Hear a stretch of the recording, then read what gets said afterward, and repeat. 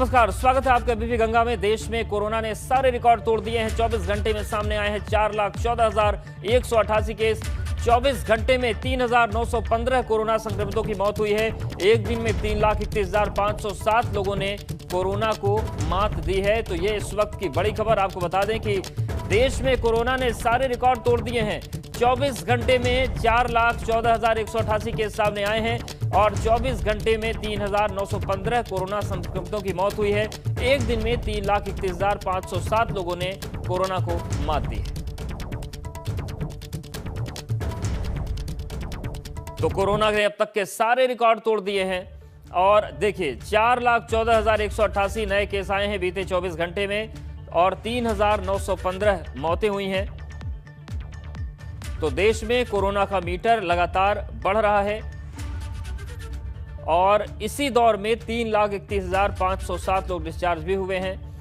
तो 4,14,188 नए केस बीते 24 घंटे में सामने आए।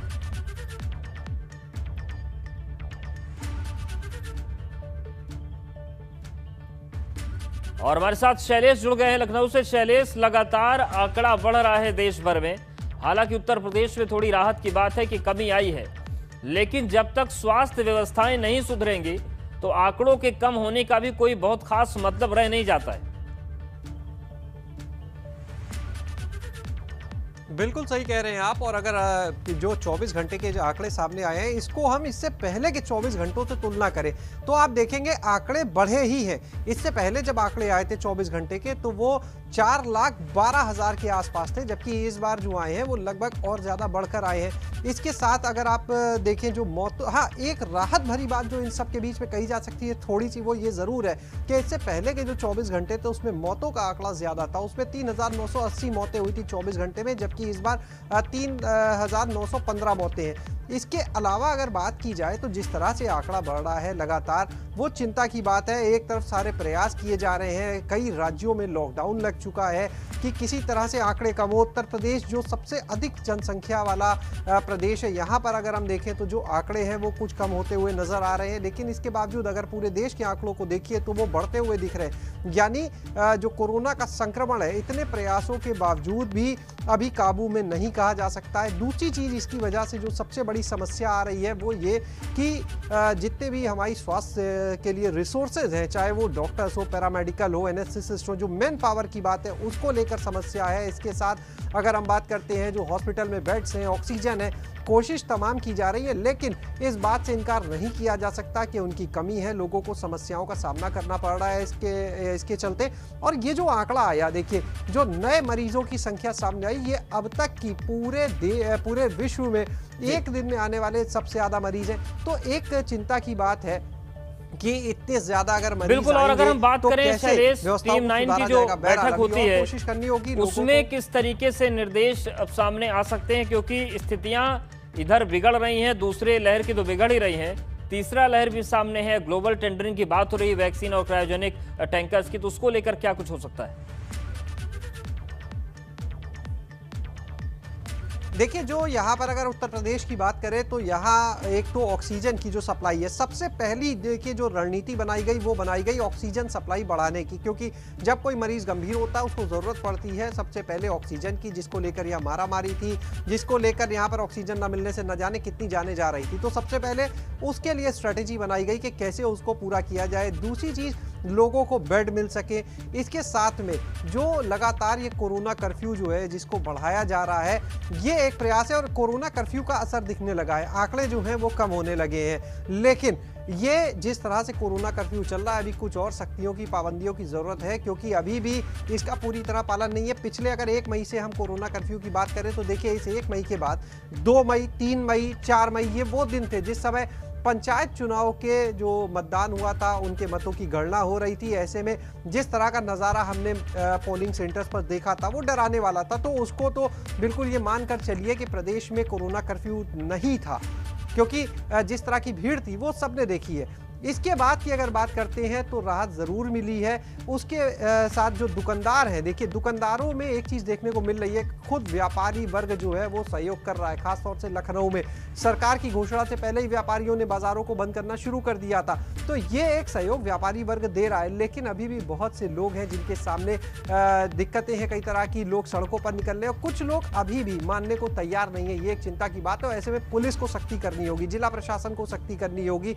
उसकी अनदेखी अगर करेंगे तो काम नहीं चलेगा। अनदेखी किसी भी स्तर पर होगी तो काम नहीं चलेगा। शुक्रिया शैलेश आपका जानकारी और अपडेट्स को देने के लिए। ग्रेटर नोएडा की अब बात करते हैं। ग्रेटर नोएडा में दूध सब्जी की दुकानों को लेकर बड़ा फैसला हुआ है। सुबह 11 बजे तक ही दुकानें खुलेंगी। दूध सब्जी और जरूरी जो सामान है उनकी दुकानें 11 बजे तक खुलेंगी। सोशल डिस्टेंसिंग और मास्क लगाकर ही खरीदारी के निर्देश हैं।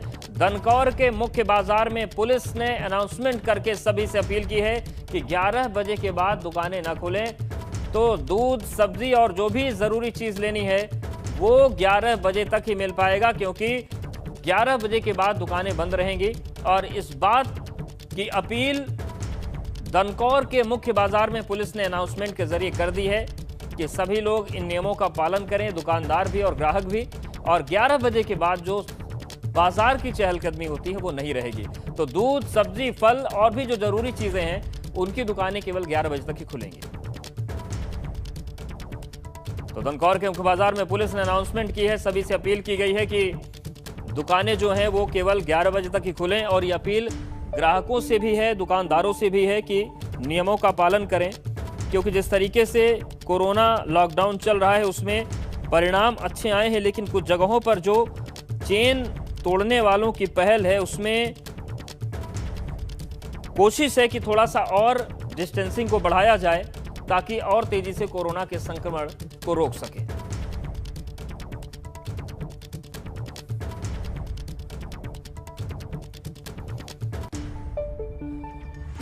और मेरठ में ऑक्सीजन को लेकर लगातार हालात खराब चल रहे हैं। इस बीच क्रिकेट खिलाड़ी सुरेश रैना ने सोशल मीडिया पर एक मैसेज डाला है जिसमें मेरठ में रह रहे इनके एक संबंधी को ऑक्सीजन की आवश्यकता थी। रैना ने उनके लिए ऑक्सीजन दिलवाने में सीएम योगी को ट्वीट कर मदद मांगी। मेरठ पुलिस ने ट्वीट पर गंभीरता दिखाते हुए कुछ ही देर में ऑक्सीजन उपलब्ध कराई। यही नहीं, रैना ने ट्वीट के जवाब में ट्वीट करते हुए एसएसपी अजय साहनी ने कहा कि मेरठ पुलिस कल से ही आपके परिवार वालों के संपर्क में है। पुलिस ने ऑक्सीजन का प्रबंध करा दिया है, एक सिलेंडर पहले रिफिल करा दिया था, एक और उपलब्ध करा दिया है।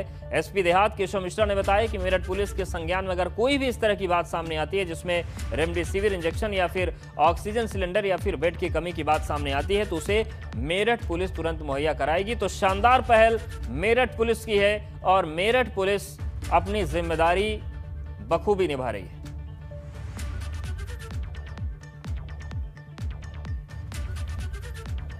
वैश्विक महामारी कोरोना 2.0 ने कई परिवारों को बर्बाद कर दिया। किसी ने पिता खोया, किसी ने बेटे को खोया, तो किसी ने पति खोया।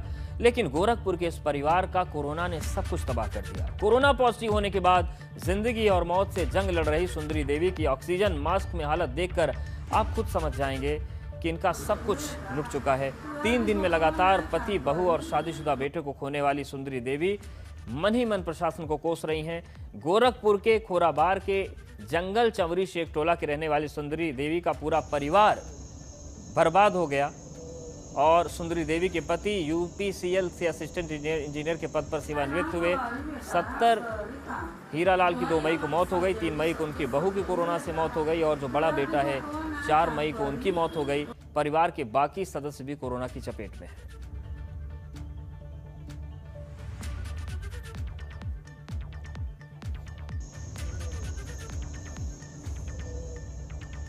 वो ऑक्सीजन के बिना तड़प कर मर गए।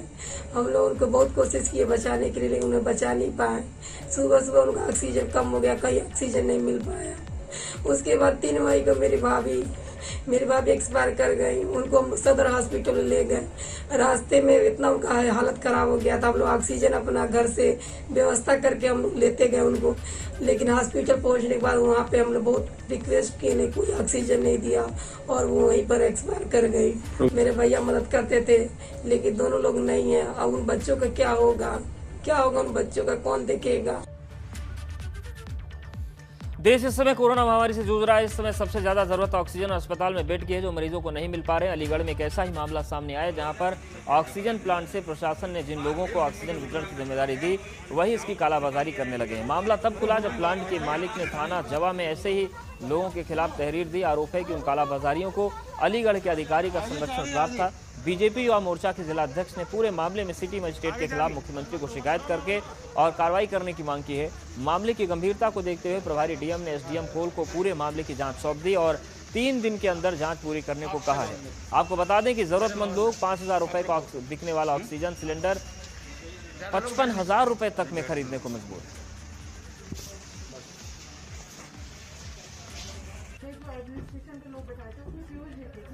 भैया कॉपी कर ले लेंगे।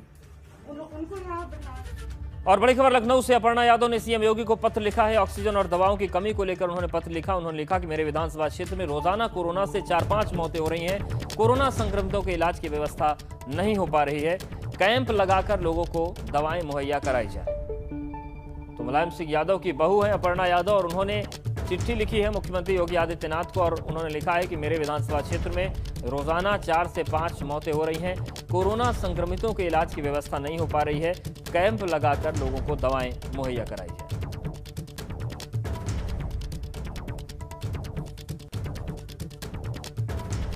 तो हालांकि इस तरीके की चिट्ठियां पहले भी लिखी जा चुकी हैं। सांसदों ने लिखी, दर्जा प्राप्त राज्य मंत्रियों ने लिखी कि व्यवस्थाएं बहुत ज्यादा सुधरने का नाम नहीं ले रही।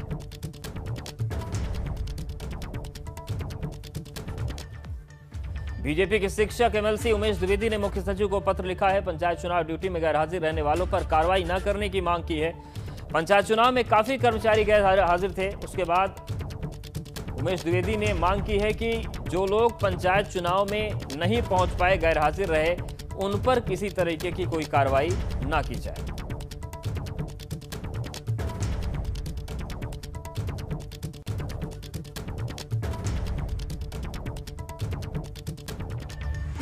और बड़ी खबर लखनऊ से, दर्जा प्राप्त राज्य मंत्री सुनील भराला ने सीएम को चिट्ठी लिखी है। पत्रकारों को फ्रंटलाइन वर्कर घोषित करने की मांग की है। पत्रकारों को विशेष भत्ता के रूप में 25% अतिरिक्त भुगतान करने की मांग की है। 6 राज्यों में पत्रकारों को फ्रंट लाइन वर्कर का दर्जा दिया जा चुका है और पत्रकारों को 5 लाख का बीमा कराने की भी मांग की गई है। इसके साथ ही साथ भराला ने पत्रकार की मृत्यु होने पर आश्रितों को 25 लाख रुपए देने की मांग भी की है। तो दर्जा प्राप्त राज्य मंत्री हैं सुनील भराला, उन्होंने चिट्ठी लिखी है मुख्यमंत्री को और पत्रकारों को फ्रंट लाइन वर्कर घोषित करने की मांग की है। साथ ही बीमा और आर्थिक मदद की भी मांग की है।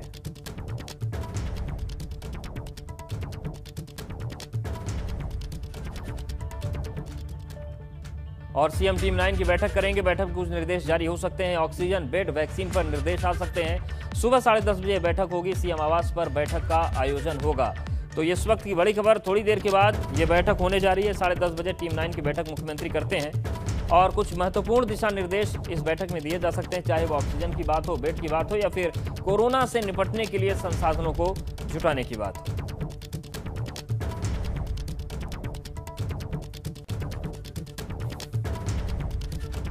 यूपी में कोरोना से जुड़े मामलों की मॉनिटरिंग करने वाली इलाहाबाद हाई कोर्ट की डिवीजन बेंच में आज एक बार फिर सुनवाई होगी। सुनवाई वीडियो कॉन्फ्रेंसिंग के जरिए सुबह 11 बजे शुरू होगी। सुनवाई में 2 अहम मुद्दों पर चर्चा होनी है। 3 दिन पहले हुई सुनवाई में हाईकोर्ट ने यूपी में ऑक्सीजन और दवाओं की किल्लत पर गहरी नाराजगी जताई थी और यहां तक कह दिया था कि अस्पतालों में ऑक्सीजन की कमी से होने वाली मौतें आपराधिक कृत्य हैं और ये नरसंहार की तरह है। सुनवाई के दौरान यूपी सरकार को अस्पतालों में बेड की स्थिति, ऑक्सीजन सप्लाई व्यवस्था और दवाओं और इंजेक्शन की उपलब्धता के बारे में ब्यौरा पेश करना होगा। इसके साथ ही पंचायत चुनाव की मतगणना पर कोविड प्रोटोकॉल का पालन न होने पर 8 जिलों के काउंटिंग सेंटर्स की सीसीटीवी फुटेज भी कोर्ट में पेश की जाएगी। राज्य निर्वाचन आयोग को कोर्ट में जानकारी भी देनी होगी कि मतगणना के दौरान सोशल डिस्टेंसिंग की धज्जियां उड़ने के जिम्मेदार अफसरों के खिलाफ उसने क्या कार्रवाई की है। तो यूपी सरकार को आज ब्यौरा पेश करना है। सुनवाई है हाईकोर्ट में, काफी महत्वपूर्ण सुनवाई है क्योंकि पंचायत चुनाव में सोशल डिस्टेंसिंग की जो धज्जियां उड़ी उस पर भी जवाब देना होगा और कोरोना से निपटने को लेकर इंतजाम क्या किए उस पर भी जवाब देना होगा। और बड़ी खबर हापुड़ से है। रामा मेडिकल कॉलेज का शर्मनाक कारनामा सामने आया। बिल नहीं भरने तक शव देने से इनकार किया। डीएम एसडीएम के हस्तक्षेप के बाद 35,000 देने के बाद शव दिया गया। कोविड संक्रमित युवक की 4 दिन इलाज के बाद मौत हो गई थी और मामला पैसे को लेकर अटका हुआ था। परिवार आर्थिक रूप से कमजोर था, इसलिए पैसे देने में दिक्कत आ रही थी, जिसके बाद शव देने से अस्पताल ने मना कर दिया। जो 128 आ रही है, ये नीचे की जो 50 74 आ रही है, 73 72 78 ये बढ़ तो रही है,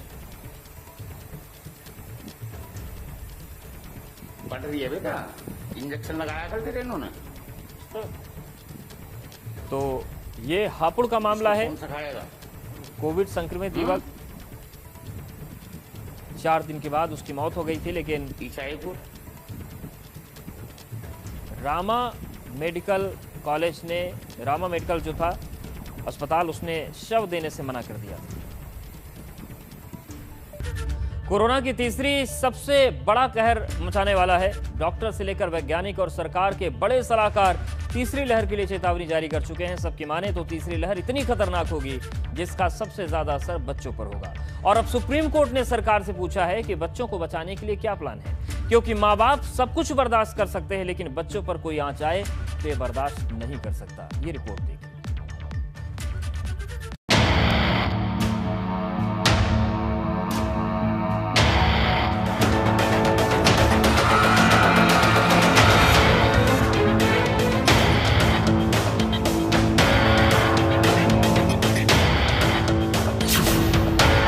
कोरोना की तीसरी लहर बच्चों पर बरपाएगी कहर।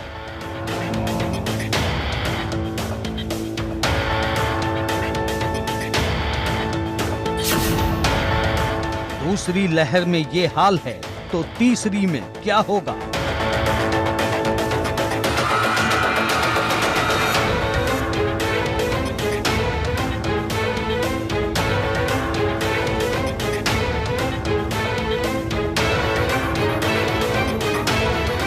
कोरोना की दूसरी लहर ने पूरे देश में त्राहिमाम मचा रखा है। हर दिन 4 लाख से भी ज्यादा नए केस सामने आ रहे हैं। अस्पतालों में बेड से लेकर ऑक्सीजन तक का अकाल है। दवाइयों के लिए हर तरफ मारामारी है। और इस बीच एक नई चेतावनी ने पूरे देश की सांसें फुला दी हैं, क्योंकि अभी देश दूसरी लहर से जूझ रहा है और अब तीसरी लहर आने वाली है, जो इससे भी ज्यादा खतरनाक होगी और बच्चों पर कहर ढाएगी।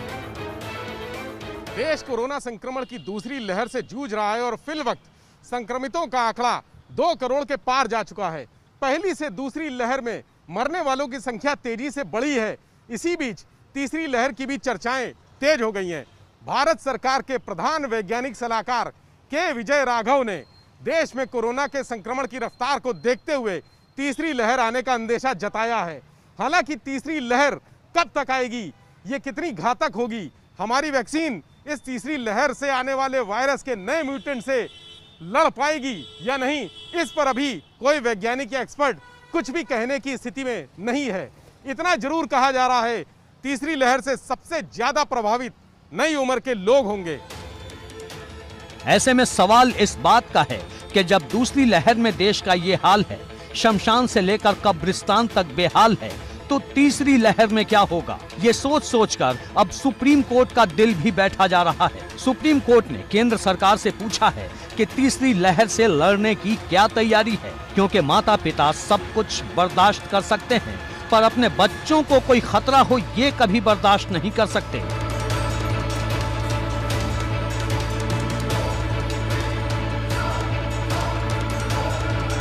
और वैज्ञानिकों की चेतावनी के मुताबिक तीसरी लहर का सबसे ज्यादा असर बच्चों पर होगा। वहीं मोदी सरकार के प्रधान वैज्ञानिक सलाहकार के राघवन ने भी तीसरी लहर को लेकर चेतावनी जारी की है। विशेषज्ञों का कहना है कि दूसरी लहर में संक्रमित बच्चों की संख्या में काफी तेजी आई है। ऐसे में बच्चों के बचाव के लिए ज्यादा से ज्यादा टीके लगाने पर विचार किया जा रहा है, क्योंकि बिना टीकाकरण के बच्चों में हर्ड इम्यूनिटी संभव नहीं है। देश में 18 साल तक की उम्र की कुल आबादी करीब 30% है। मई के अंत में खत्म होगी दूसरी लहर।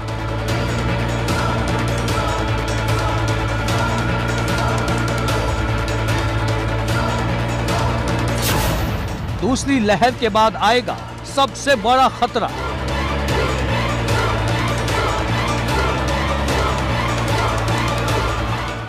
भारत में मई के आखिरी हफ्ते में कोरोना पीक पर होगा, लेकिन इसके बाद सबसे बड़ा खतरा आएगा।